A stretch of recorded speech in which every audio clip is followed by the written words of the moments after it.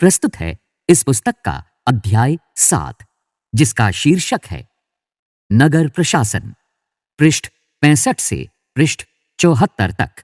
तो आइए अब सुनते हैं अध्याय 7, नगर प्रशासन, पृष्ठ 65। एक गांव के मुकाबले शहर ज्यादा बड़ा और अधिक फैला हुआ होता है। शहर की गलियां ज्यादा चौड़ी होती हैं।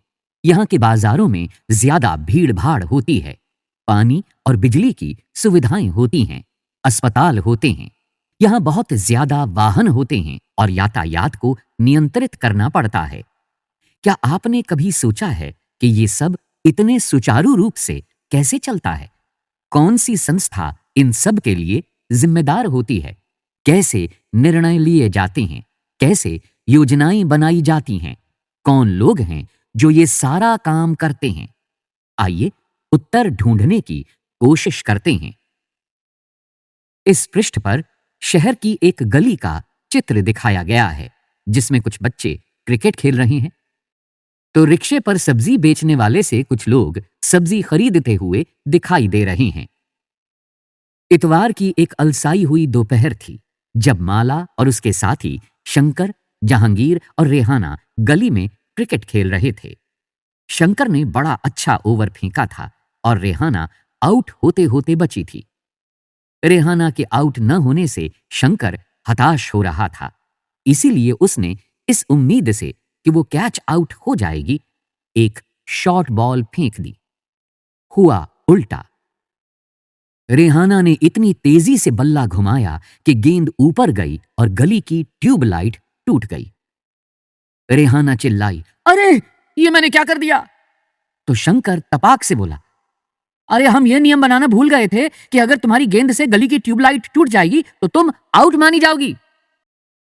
तीनों ने ही तब शंकर को विकेट की चिंता छोड़ने के लिए कहा, क्योंकि जो हुआ वो उस बारे में ज्यादा चिंतित और परेशान हो रहे थे।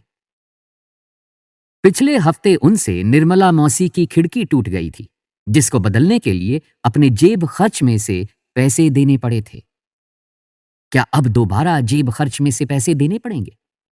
और ये पैसे देंगे किसको? गली की ट्यूबलाइट बदलता कौन है? पृष्ठ 66। माला का घर सबसे पास था।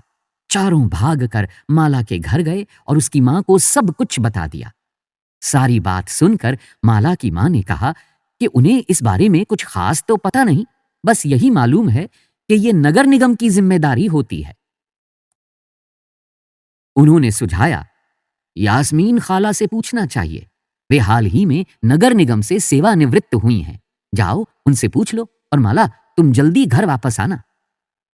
यास्मीन खाला उसी गली में रहती थीं और माला की मां से उनकी बहुत अच्छी दोस्ती भी थी।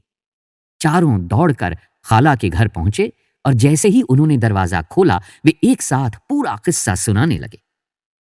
उनका सवाल सुनकर यास्मीन खाला बड़े जोर से हंस पड़ी और बोली, कोई एक व्यक्ति नहीं है जिसको तुम पैसा दे सकते हो। एक बहुत बड़ी संस्था होती है जिसको नगर निगम कहते हैं। ये सड़कों पर रोशनी की व्यवस्था, कूड़ा इकट्ठा करने, पानी की सुविधा उपलब्ध कराने और सड़कों व बाजारों की सफाई का काम करती है। माला बोली, हाँ हाँ, मैंने नगर निगम के बारे में सुना है। मैंने शहर में बोर्ड देखे हैं जो नगर निगम द्वारा लोगों को मलेरिया के बारे में बताने के लिए लगाए जाते हैं। इस पृष्ठ पर दाईं ओर ऊपर एक चित्र दिखाया गया है, जिसमें बच्चे यास्मीन खाला से बात करते हुए दिखाई दे रहे हैं। यास्मीन खाला उन्हें नगर निगम के बारे में समझा रही हैं। खाला बोली, तुम बिल्कुल सही कह रही हो। नगर निगम का काम यह सुनिश्चित करना भी है कि शहर में बीमारियां न फैलें। ये स्कूल स्थापित करता है और उन्हें चलाता है। शहर में दवाखाने और अस्पताल चलाता है। ये बाग बगीचों का रखरखाव भी करता है। उन्होंने आगे जोड़ा, हमारा पुणे शहर बहुत ही बड़ा शहर है और यहां नगर प्रशासन चलाने वाले संस्थान को नगर निगम कहते हैं। छोटे कस्बों में इसे नगर पालिका कहते हैं। इस पृष्ठ पर दाईं ओर नीचे आपसे एक कार्य करने को कहा गया है। क्या आप नगरपालिका के कार्यों की सूची बनाने में शंकर की मदद कर सकती हैं? 1, 2, 3, 4। पृष्ठ 67। निगम पार्षद एवं प्रशासनिक कर्मचारी। यास्मीन खाला, मुझे बड़ी उत्सुकता हो रही है कि यह फैसला लेता कौन है कि पार्क कहां बनाया जाए। जब आप नगर निगम में काम करती थीं, तो क्या ऐसे मजेदार निर्णय भी लेने पड़ते थे? रेहाना ने पूछा। खाला ने जवाब दिया, नहीं रेहाना, मैं तो निगम के लेखा विभाग अकाउंट में थी। बस लोगों की मासिक तनख्वाह की पर्चियां बनाती थी।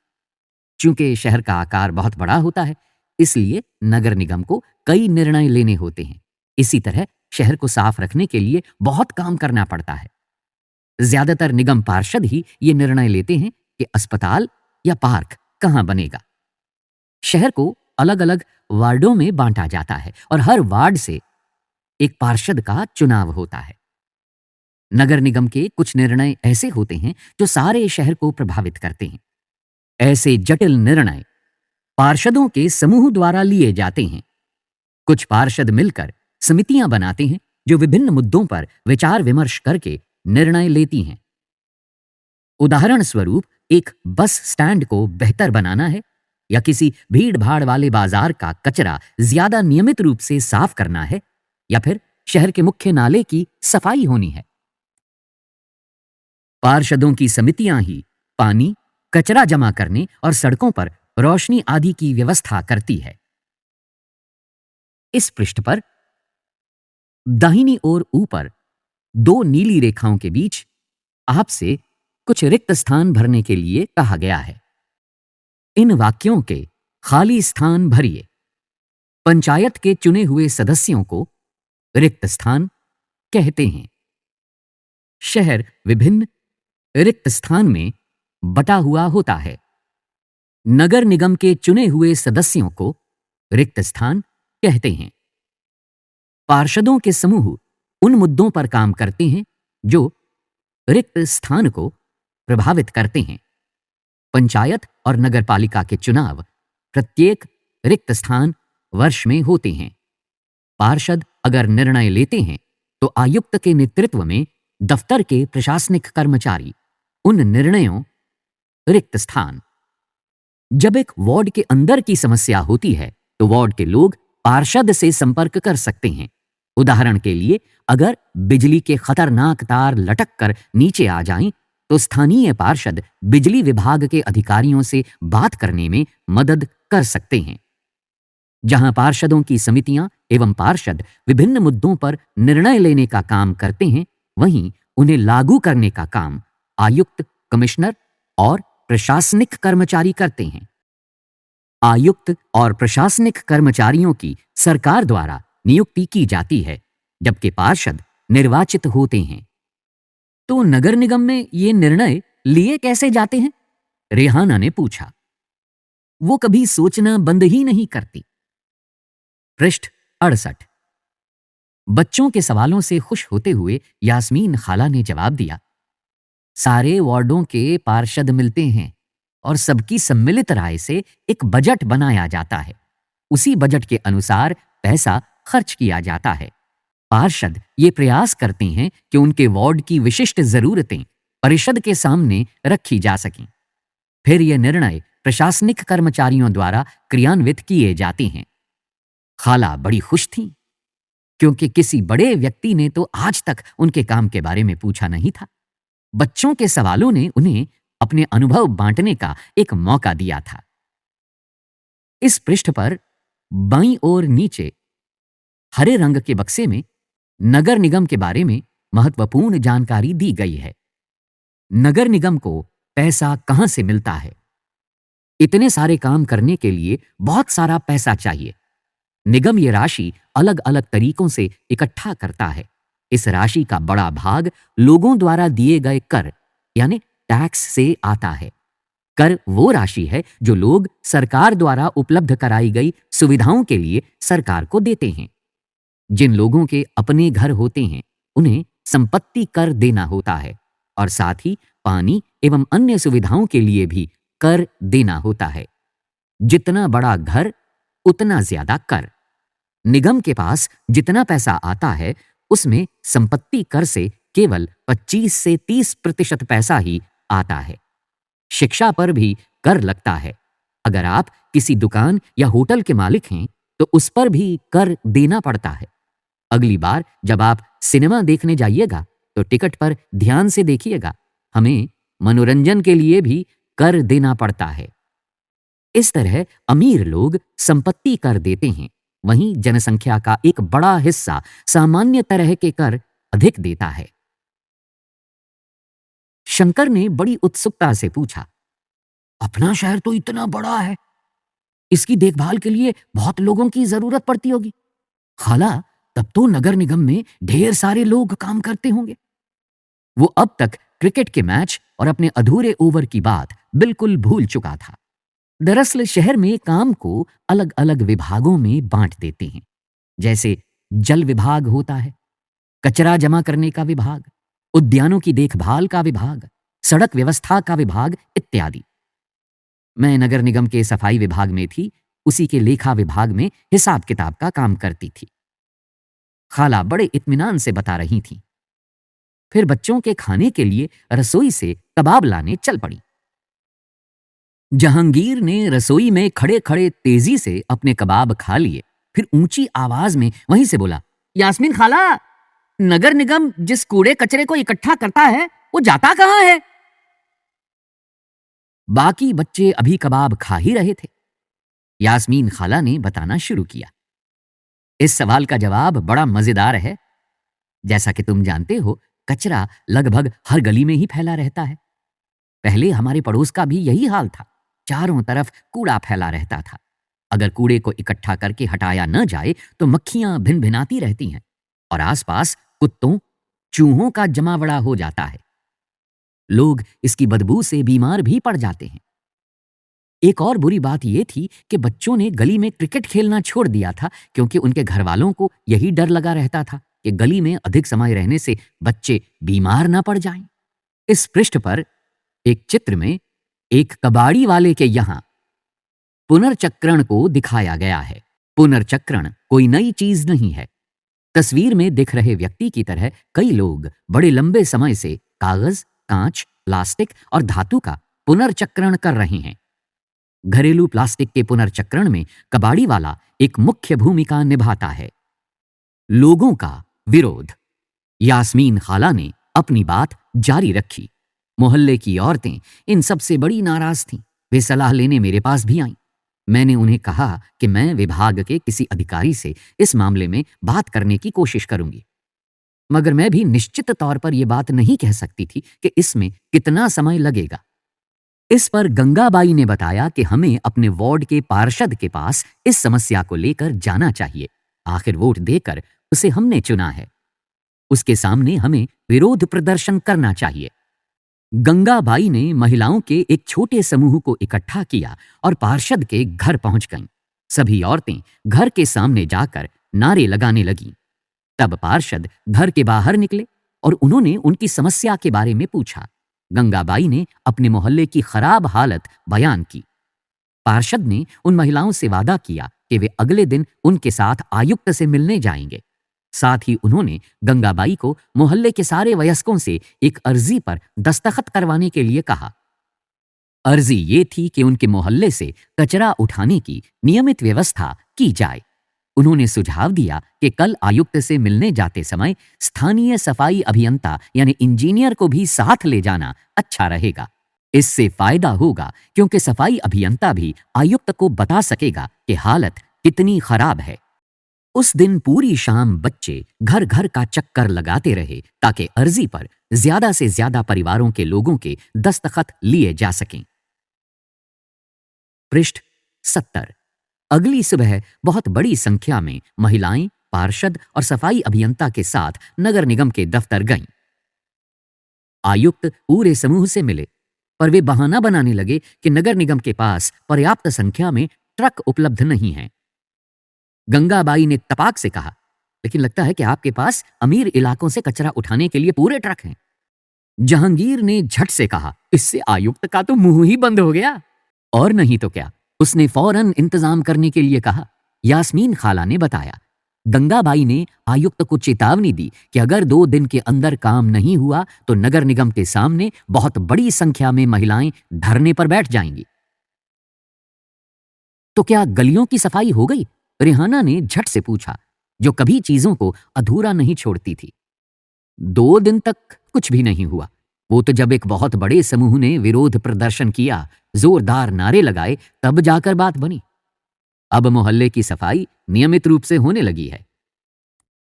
इस पृष्ठ पर बाईं ओर नीचे हरे रंग के बक्से में कुछ महत्वपूर्ण जानकारी दी गई है। खाला के सेवानिवृत्त होने के बाद से क्या क्या बदला है।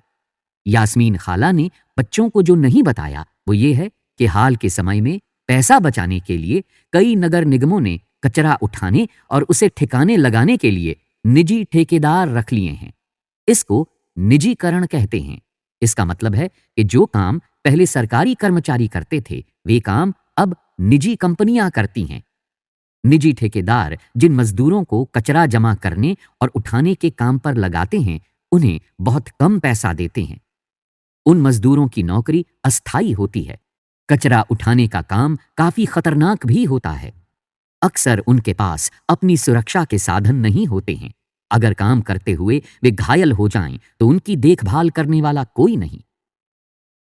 इस पृष्ठ पर दाईं ओर बीच में 2 हरी रेखाओं के बीच में कुछ प्रश्न पूछे गए हैं। गंगाबाई किस बात का विरोध कर रही थीं? आपके हिसाब से गंगाबाई ने पार्षद के पास जाने की बात क्यों सोची? जब आयुक्त ने यह कहा कि शहर में ट्रकों की संख्या पर्याप्त नहीं है तो गंगाबाई ने क्या कहा? यह तो बिल्कुल बम्बैया सिनेमा की तरह सुखद अंत हुआ, माला ने कहा। वो अपने आप को नेतृत्व करने वाली गंगाबाई की भूमिका में देखने का सपना देख रही थी। सभी बच्चों को गंगाबाई की कहानी सुनकर बहुत मजा आया। उन्हें इसका आभास तो था ही कि मोहल्ले में गंगाबाई की खासी इज्जत थी और लोग उन्हें बहुत मानते थे, मगर उसका कारण उन्हें अब समझ में आया था। पृष्ठ 71। बच्चों ने खाला का शुक्रिया अदा किया और जाने के लिए उठ खड़े हुए। जाते जाते रेहाना ने कहा, खाला बस एक आखिरी सवाल और है। घर पर अभी जो 2 कूड़ेदान हैं वो भी क्या गंगाबाई का सुझाव था? खाला हंसने लगी, बोली, अरे नहीं नहीं ये तो नगर निगम ने ही सुझाव दिया था कि हम खाने पीने और गलने वाली चीजों को एक कूड़ेदान में डालें और प्लास्टिक, कांच जैसी न गलने वाली चीजों को दूसरे कूड़ेदान में। जब हम अपने कचरे की छंटाई कर देते हैं तो निगम वालों का काम थोड़ा आसान हो जाता है। बच्चों ने इतने सारे सवालों का जवाब देने के लिए खाला का फिर से शुक्रिया अदा किया और टहलते हुए गली की तरफ चल पड़े। बहुत देर हो चुकी थी और उन्हें जल्दी से जल्दी घर पहुंचना था। आज हमेशा के मुकाबले गली में अंधेरा थोड़ा ज्यादा था। उन्होंने ऊपर देखा, फिर मुस्कुराते हुए एक दूसरे को देखा और वापस खाला के घर की तरफ दौड़ पड़े। इस पृष्ठ पर बीच में हरे रंग के बक्से में कुछ महत्वपूर्ण जानकारी दी गई है। 1994 में सूरत शहर में भयंकर प्लेग फैला था। सूरत भारत के सबसे गंदे शहरों में एक था। लोग घरों का और होटलों का भी कूड़ा कचरा पास की नाली में या सड़क पर ही फेंक देते थे। इससे सफाई कर्मचारियों को कूड़ा कचरा उठाने तथा उसे ठिकाने लगाने में काफी मुश्किल होती थी। ऊपर से नगर निगम अपना काम नियमित रूप से नहीं कर रही थी, जिससे स्थिति और भी बदतर हो गई थी। प्लेग हवा के जरिए फैलता है। जिन लोगों को प्लेग हो जाए उन्हें दूसरों से अलग रखना पड़ता है। सूरत में उस साल बहुत से लोगों ने अपनी जान गंवाई। करीब 3 लाख से अधिक लोगों को शहर छोड़ना पड़ा। प्लेग के डर ने यह अनिवार्य कर दिया कि नगर निगम मुस्तैदी से काम करे। सारे शहर की अच्छी तरह से सफाई हुई। आज की तारीख में चंडीगढ़ के बाद भारत के सबसे साफ शहरों में दूसरा स्थान सूरत का है। क्या आप जानती हैं कि आपके मोहल्ले में कब और कितनी बार कूड़ा उठाया जाता है? क्या आपको लगता है कि सभी मोहल्लों में उतनी ही बार कूड़ा उठाया जाता है? यदि नहीं तो क्यों?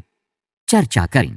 क्या आप जानते हैं कि सरकार आपके करों से ही सड़कें, पुल, पार्क एवं गलियों में बिजली इत्यादि की व्यवस्था करती है। अपने परिवार में इस बारे में बातचीत कीजिए और करों से मिलने वाले 3 अन्य लाभों की सूची बनाइए। 1, 2, 3।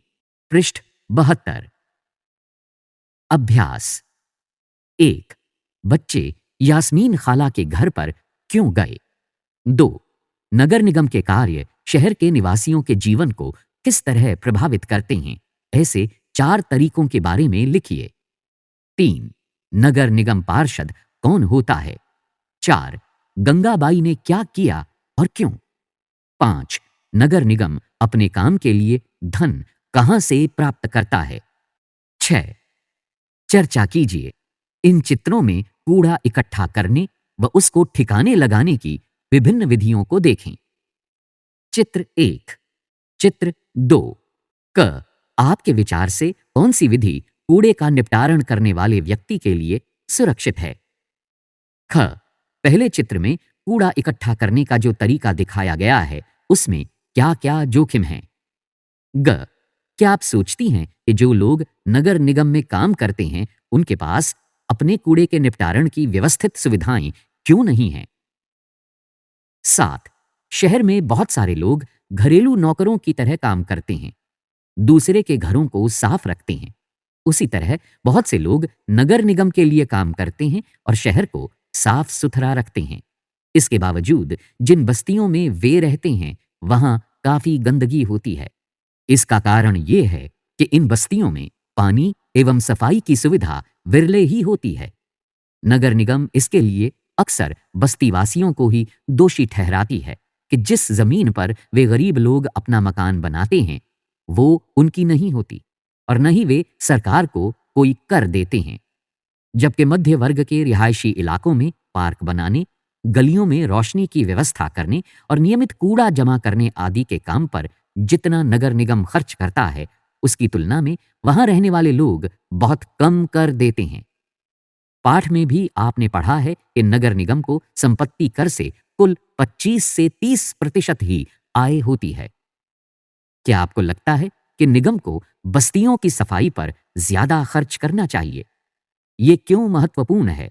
ये क्यों जरूरी है कि शहर में नगर निगम जो सुविधाएं धनी व्यक्तियों को मुहैया कराता है वही गरीबों को भी मिलें? पृष्ठ 74। इस पृष्ठ पर दिखाए गए चित्र को देखें। इस चित्र में एक सफाई कर्मचारी कूड़ा इकट्ठा करते हुए दिखाया गया है। उसके नीचे अंग्रेजी में लिखा है organised by government of India. इस चित्र के दाहिनी ओर एक चश्मा बना हुआ है और उस चश्मे के 2 गोल फ्रेम हैं, गांधी जी के चश्मे के जैसे। उन दोनों गोल फ्रेम के बीच में पहले गोल फ्रेम में लिखा है स्वच्छ और दूसरे गोल फ्रेम पर बीच में लिखा है भारत, और इन दोनों फ्रेम को जोड़ने वाली जो डंडी है उसमें भारत का राष्ट्रीय ध्वज दिखाया गया है और इसके नीचे लिखा गया है एक कदम स्वच्छता की ओर, 2 अक्टूबर 2014। भारत सरकार ने देश भर के ग्रामीण और शहरी क्षेत्रों में सफाई को बढ़ावा देने के लिए 2 अक्टूबर 2014 को स्वच्छ भारत मिशन का शुभारंभ किया। स्वच्छ भारत स्वच्छ विद्यालय अभियान के तहत विद्यार्थियों के बीच स्वच्छता और साफ सफाई के बारे में जागरूकता पैदा करने के लिए स्कूलों में कई गतिविधियां भी चलाई जा रही हैं। आपके इलाके में नगरपालिका या पंचायत द्वारा चलाए जा रहे स्वच्छ भारत अभियान के तरीकों को देखें, एक पोस्टर तैयार करें और इसे अपने स्कूल में प्रदर्शित करें। इसी के साथ 9 अध्यायों की इस पुस्तक का 7वां अध्याय यहां समाप्त हुआ।